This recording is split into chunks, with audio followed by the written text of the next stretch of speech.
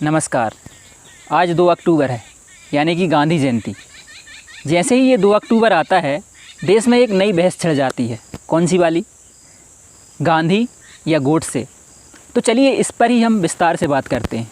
मैं आपसे एक रिक्वेस्ट करना चाहता हूँ आज कि इस वीडियो को अंत तक देखें, क्योंकि मैं धीरे धीरे जितने भी आपके इसमें तर्क वितर्क हैं, गांधी समर्थक हो या गोडसे समर्थक हो, दोनों के तर्क मैं लेके चलता हूँ इसमें।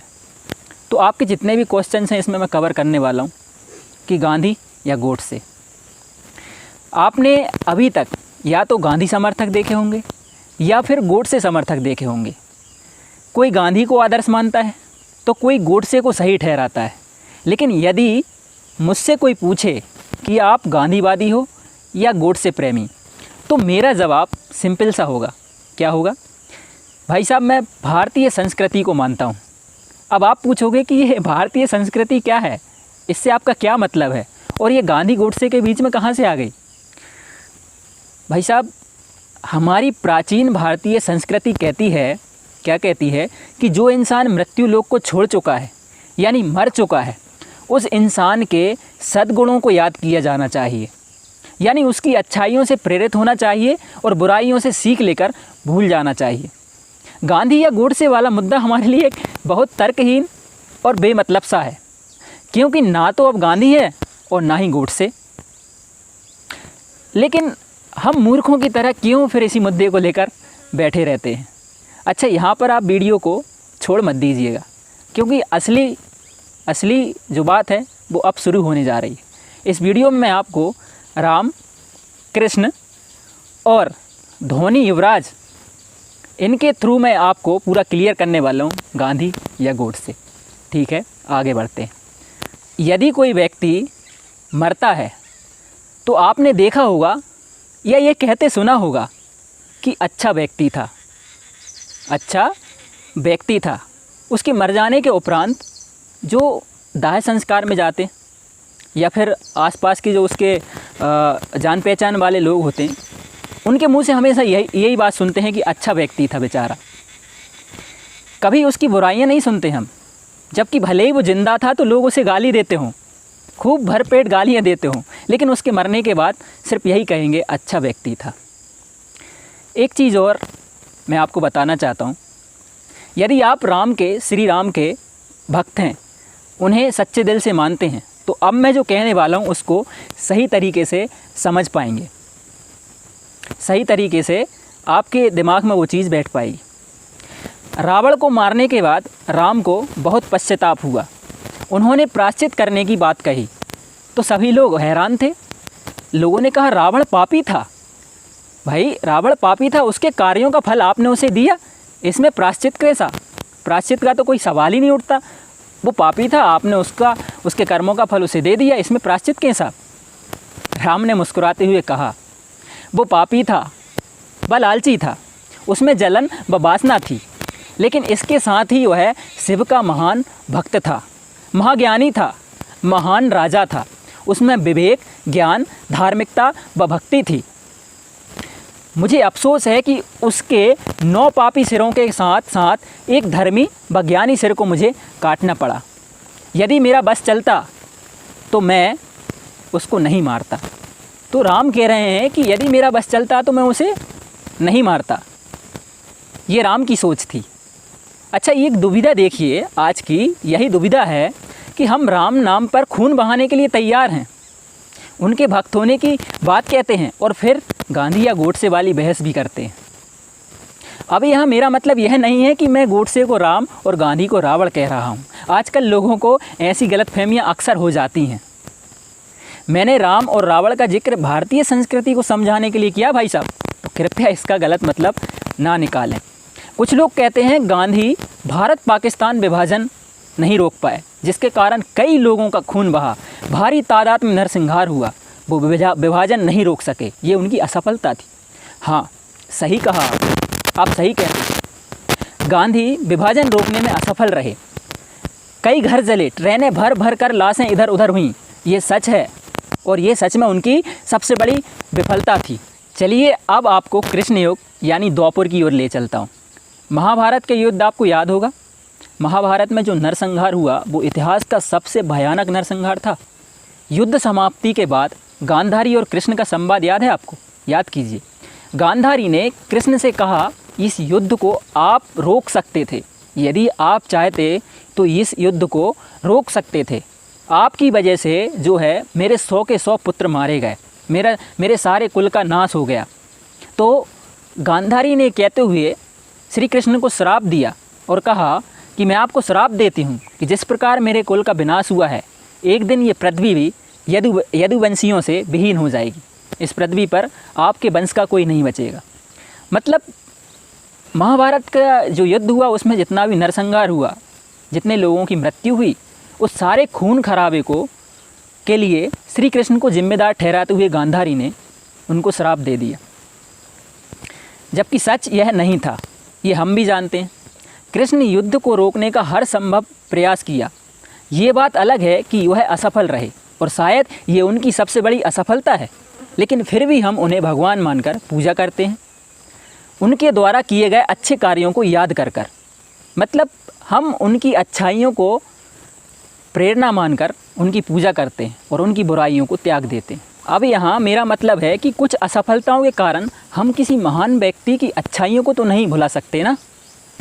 हम श्री कृष्ण द्वारा किए गए महान कार्यों को याद करके उनकी पूजा करते हैं और उनकी असफलताओं की बात नहीं करते। फिर आज देश के महान व्यक्तियों को गाली क्यों देते हैं?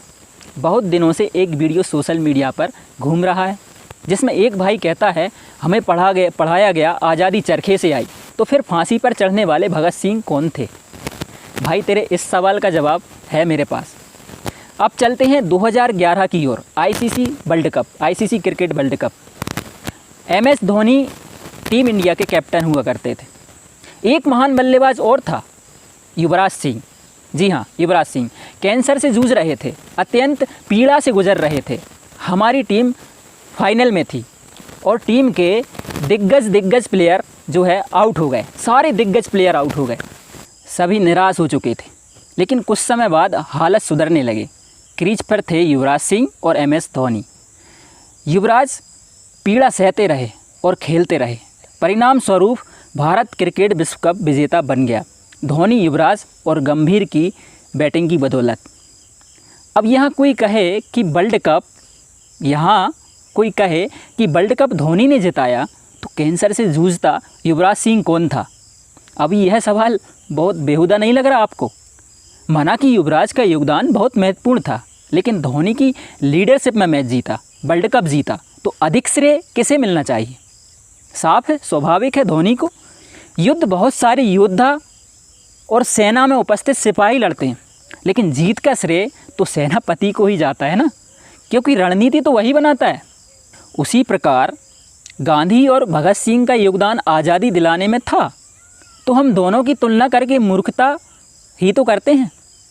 अब कुछ लोग कहेंगे, भाई ये तो ठीक है, लेकिन गांधी जी चाहते तो भगत सिंह की फांसी रुकवा सकते थे। ये क्वेश्चन गांधी हेटर्स का फेवरेट है, जो गांधी से घृणा मतलब द्वेष रखते हैं, उनकी बुराइयां करते हैं, उनका ये फेवरेट है कि भाई भगत सिंह की फांसी रुकवा सकते थे गांधी जी चाहते तो, लेकिन उन्होंने ऐसा नहीं किया।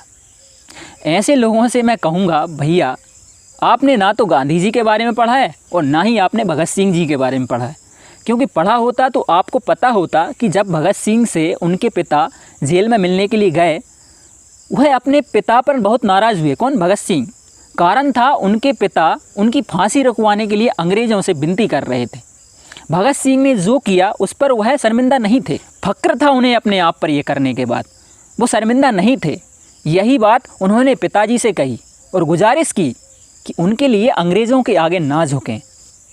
और ऐसा नहीं है कि गांधी जी ने कुछ नहीं किया, उन्होंने भगत सिंह की फांसी रुकवाने के लिए हर संभव प्रयास किया। आप गांधी जी के बारे में पढ़ लीजिए थोड़ा सा। इसलिए दो लोगों की तुलना करके आपस में लड़ने से कोई फ़ायदा नहीं है। गांधी जी से जो बन सका उन्होंने हर संभव प्रयास किया फांसी रुकवाने के लिए, लेकिन असफल रहे।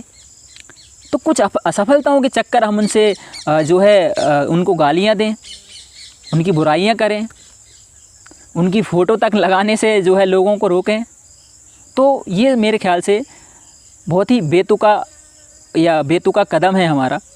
यदि हम धोनी या युवराज गांधी या भगत सिंह या फिर गांधी या गोडसे या फिर नेहरू या सरदार पटेल, इन सब के बीच में फंसे रहेंगे तो लोग दो पक्षों में बटेंगे।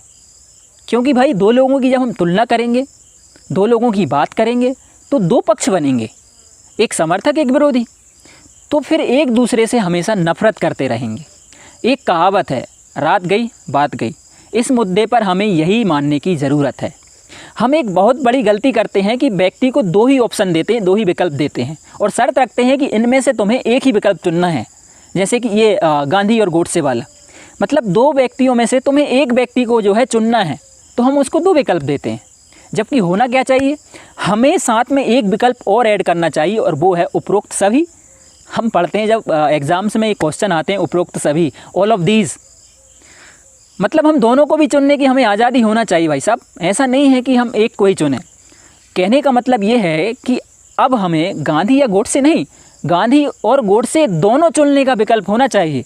लेकिन याद रहे, दोनों की अच्छाइयाँ चुनना है, बुराइयों को छोड़ना है। मतलब गांधी जी की जो अच्छाइयाँ हैं उनको ही हमें चुनना है, बुराइयों को हमें त्याग देना है। बुराइयों से मेरा तात्पर्य असफलताओं से है, उनकी असफलताएं जो भी थी उनके जीवन में। इसी प्रकार आप गोडसे को देख लीजिए, गोडसे ने गांधी जी को गोली मारकर भाई साहब एक गलत काम ही किया था, तो हम उनकी इस प्रवृत्ति को नहीं अपना सकते। लेकिन उन्होंने जो भी देश के प्रति अच्छे काम किए हों हम उन्हें अपना सकते हैं।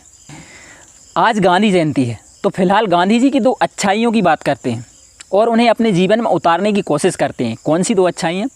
पहली अहिंसा और दूसरी स्वच्छता। अहिंसा मतलब झगड़े नहीं करना, आपस में नहीं लड़ना, प्रेम से रहना है। ये उनकी बहुत अच्छी अच्छाई थी जो हमारे बहुत काम आ सकती है, हमारे देश के काम आ सकती है। भाई झगड़ा ना हो, फसाद ना हो, यही तो हम चाहते हैं, आपस में भाईचारा और सौहार्द बना रहे। तो एक अहिंसा जो उनका बहुत बड़ा हथियार था, उसको हमें अपनाने की आवश्यकता है। और दूसरा क्या है? स्वच्छता। आसपास हम जो स्वच्छता अपना रहे हैं, हमारे प्रधानमंत्री नरेंद्र मोदी जी ने जो उनके ही नाम पर जो कैंपेन चालू किया है स्वच्छता का, स्वच्छ भारत अभियान, तो ये एक बहुत अच्छा कदम था उनका।